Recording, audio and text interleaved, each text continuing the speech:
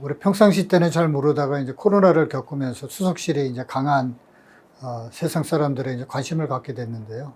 투석실에서 이제 그 감염을 전파되는 것을 막기 위해서 학회에서는 크게 이제 두 가지를 강조하죠. 첫 번째는 투석실 안에서 아주 일반적인 그 생활 수칙, 마스크 쓰는 거, 물 마시는 거, 이야기하는 거, 이러한 사소한 그런 그 일부터 시작해서 그 다음에는 이제 2차적인 전파가 되지 않기 위해서 투석할 때 어떻게 격리해서 치료해야 되는지, 그런 전반적인 투석에 대한 그런 기준, 이런 것들을 이제 계속 그 회원들한테 인지를 시켜드리고 있죠.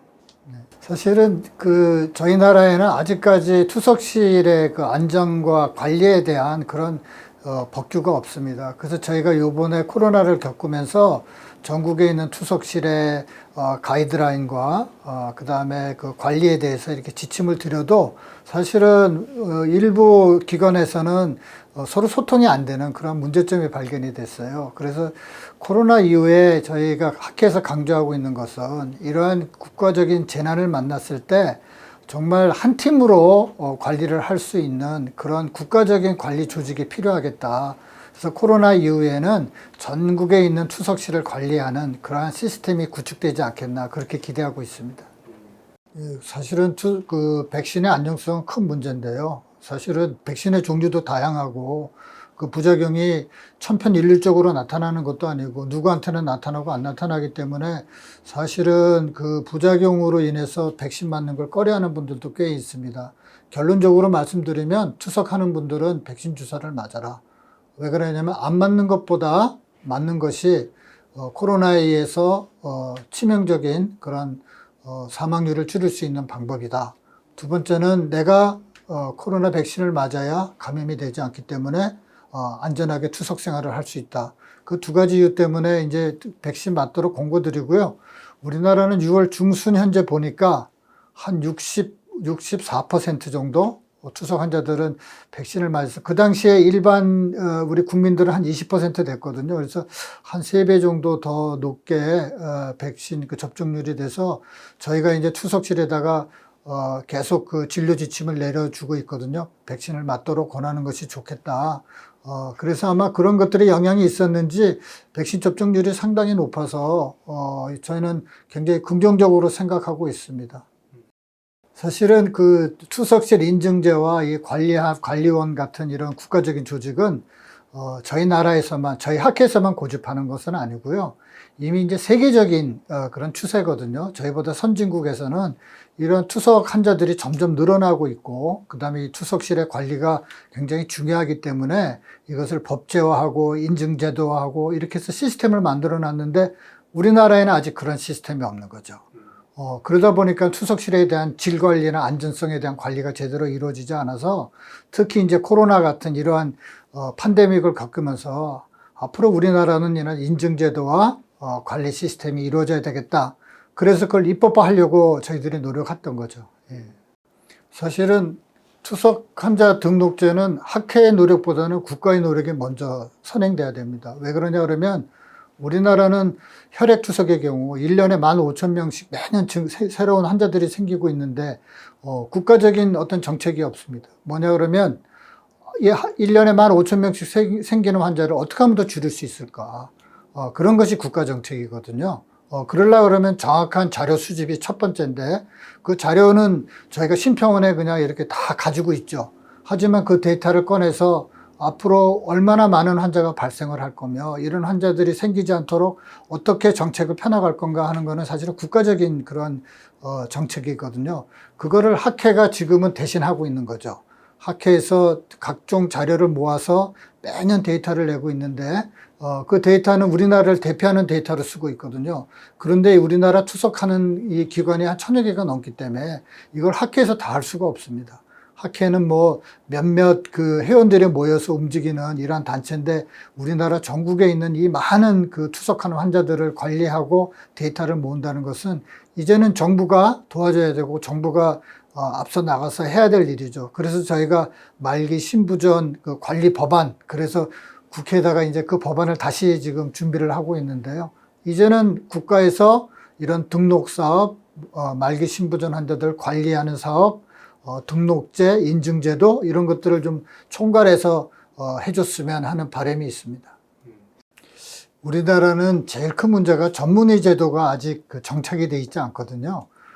그래서 이제 투석실에서 근무하는 의료진의 자격, 그 다음에 투석실에 대한 설립 기준, 뭐 이런 것들이 아직 확립이 돼 있지 않다 보니까 너도나도 이제 그 투석실을 운영할 수 있는 그런 허점이 지금 노출이 돼 있습니다. 그래서 특히 이제 코로나 겪으면서 이렇게 해서는 안 되겠구나. 이제 관리를 좀 더 철저히 해야 되겠구나.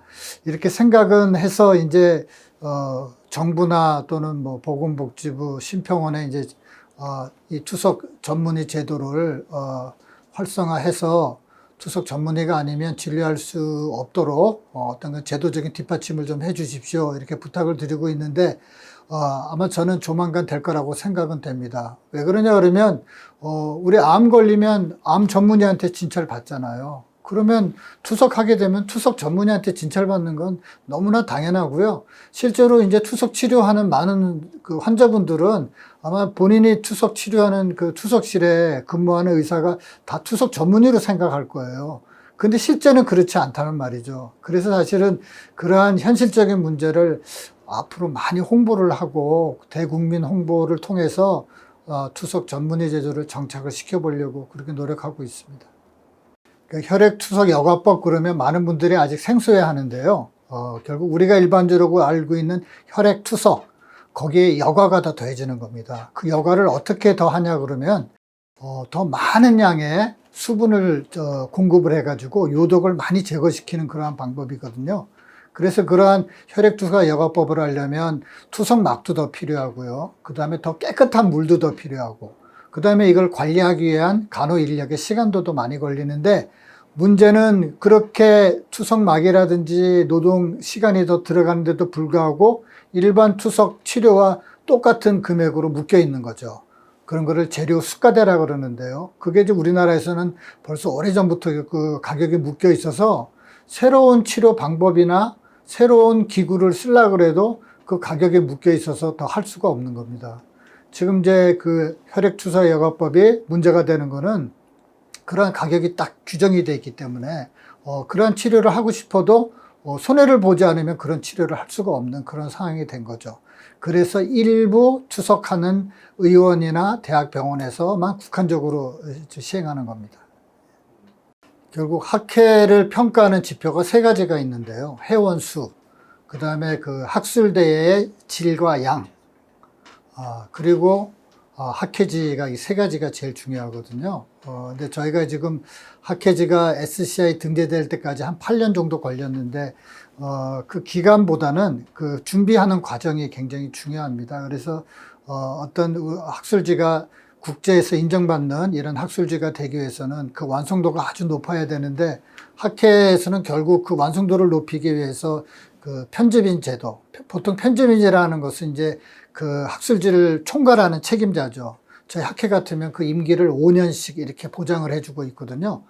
그래서 그러한 편집인이 학술지의 완성도를 높이기 위해서 최선을 다할 수 있는 그러한 신분 보장이라 그럴까요? 그러한 시스템을 마련해 놓고 지속적으로 회원들에게 그러한 좋은 논문을 많이 제출을 하고 그 퀄리티를 높이기 위해서, 질을 높이기 위해서 노력한 게 그게 한 8년 정도 걸렸으니까요. 결국 한 발짝 한 발짝 나가서 지금까지 왔다고 봐야죠. 사실은 그 유튜브 채널 만들면서 제일 고민했던 거는 이거 만들어는 놨는데 이거 아무도 안 보면 어떡하나 하는 게 제일 큰 고민이었고요. 두 번째는 학회에서는 이렇게 공격적으로 해본 적이 없거든요. 그래서 이게 코로나 때문에 이제 대면 교육이 어려우니 한번 시도해보자 해서 이제 시도를 해봤는데 지금까지 제일 많이 조회수가 보니까 한 6,000회 정도 되더라고요. 그런데 이제 일반 유튜브에 보면 막 몇십만 뭐 조회수 막 이런 게 있어서 우리 아직 멀었구나. 그래서 사실은 무슨 유튜브를 통해서 이런 프로그램을 만드는 것보다는 홍보를 더 잘해야 되지 않나, 그런 것들이 제일 큰 고민이고요. 앞으로 이제 홍보를 어떻게 해서 많은 분들이 그 유튜브에 접속해서 저희가 만든 이런 좋은 강의들을 들을 수 있을까, 이제는 이제 거기에 몰두해야 될 그런 시점이 아닌가 생각합니다. 사실 할 일이 너무너무 많죠. 예.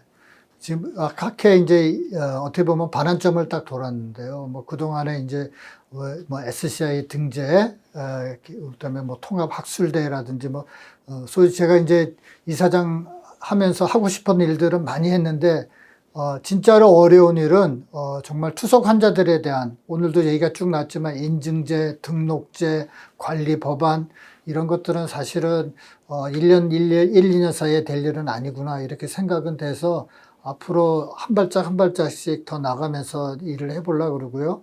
그 외에는 지금 이제 저희 우리나라 어찌됐든 이제 국제화를 하려고 노력하고 있거든요. 그래서 이제 아마 2023년 코로나가 거의 끝날 무렵쯤 되면 아시아 태평양 신장학회를 저희 나라에서 한번 유치하면 어떨까. 그 작업으로 지금 아시아에 있는 국가들하고 다 한 국가씩 다 MOU를 맺고 있거든요. 그래서 이제 앞으로 몇 년 지나면, 저희는 요즘 뭐 K-팝 그러잖아요. 그래서 K-팝 대신에 이제 K-코리아 그래서, K가 키드니죠. 콩팥, 콩팥 우리 하는 그 신장학회 아시아권을 이제 에 있는 신장하는 선생님들이 다 참여할 수 있는 그래서 저희 목표는 아시아를 대표하는 학술대를 만들자는 거거든요. 지금 한 50% 정도 와 있는 것 같습니다. 그래서 앞으로 더 발전을 해서 우리나라 학회가 아니라 아시아를 대표하는 학회로 그렇게 발전시키고 싶은 게 욕심입니다. 예.